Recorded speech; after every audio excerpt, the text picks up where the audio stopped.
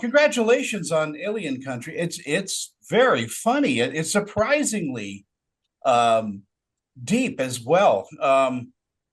Boston, I'll start with you as the director. I mean, how did you get the script, and where did the idea come from? Yeah, there's an early edition of Alien Country that I wrote kind of out of film school. This is in 2014, and it wasn't as deep at the time. It was just kind of a fun, plucky. I wanted to make like a modern day Western, but the script didn't really have a lot to it. At that time, I started dating my now wife, Renny, and I was like, we should really find some heart and soul to this. And two things happened. One, we got to meet Stan Lee at the Comic-Con here in Salt Lakes, FanX, and did an interview with him.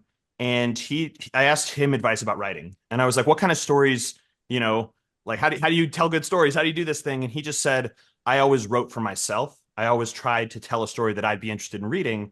And so I did a little bit of soul searching and realized that there were two things I really wanted to tell a story about, and one was about a couple that stays in love. Not a couple that falls in love, which is what you generally see in a romantic comedy or something like that, but I want to show a couple that's already been together for a while and how do they keep their relationship strong. And then, of course, aliens. Of So, course. Yeah. you know, The uh, first draft was missing yeah, there aliens. was no aliens in the original draft of this film. And then I realized, no, I love creature movies. And so if I was take Stan's advice, I would tell a story that has a monster in it. And so we added aliens, which also really came from the fact that here in Utah, there is a really strong culture in extraterrestrials, UFOs. People have had sightings, people, all kinds of government, conspiracies and things sort of exist here. But I really wanted to tell a story that was authentically Utah, a Utah story. And so our creature here is certainly UFOs, aliens, and that type of thing. Yeah, your special effects in this are damn good. I thought, hey, I'm going to watch this movie and it's going to be a local thing, but it looks like a big production. Like this came out of Universal Studios. So congratulations on that.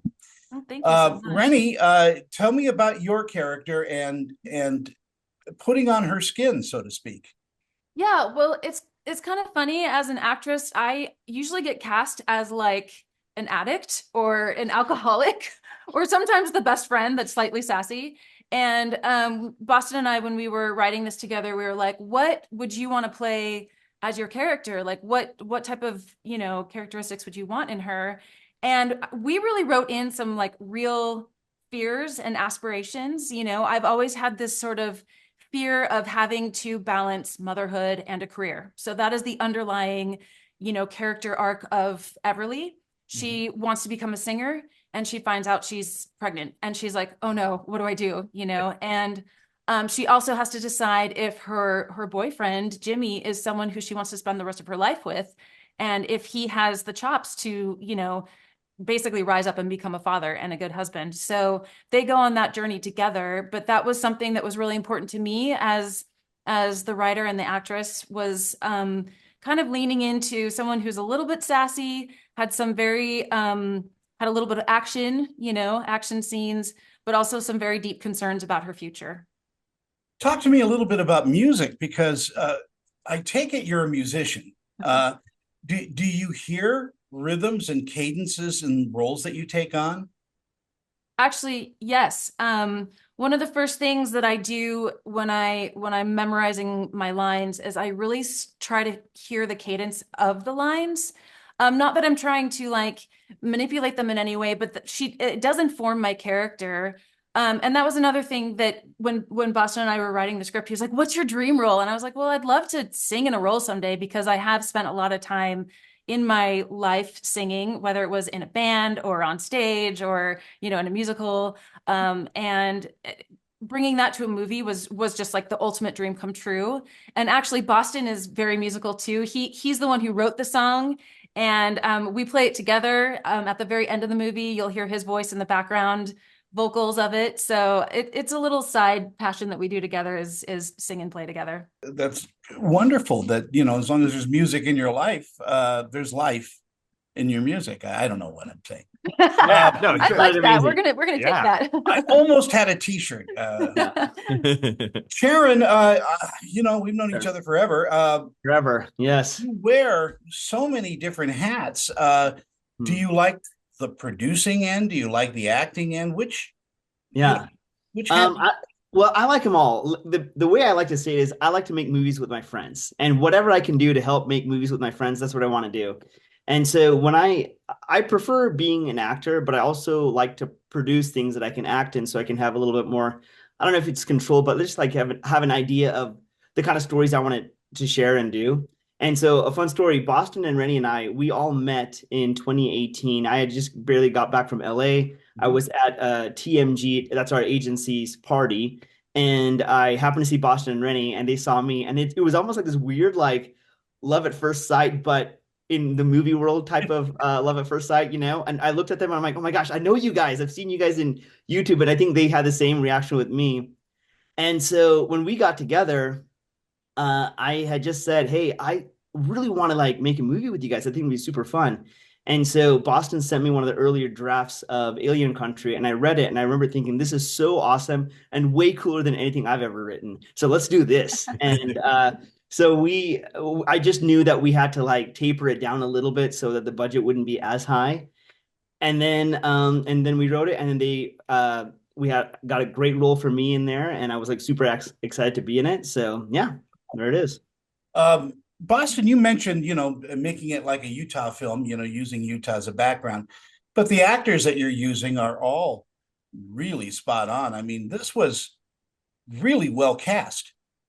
Yeah, well, I'll say a couple things because Charan and Renny and I all met at this event, and really when it comes down to like how this film really came together, I think Renny and I found the story, found everything that was set here in Utah, but Charan knew a lot of people. So you've mentioned visual effects, you've mentioned our music, and our actors that we found. Everyone, a lot of the great people were people that Renny, Charan knew. I'm a little bit more, I think, like on an island in myself. I sit in a room and I'm on my computer all day writing or doing movie editing or effects or whatever.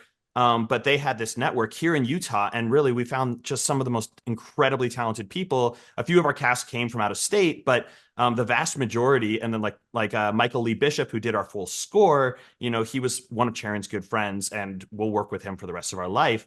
So Charan really brought that together, but it was incredible, really, to find the talent here in Utah.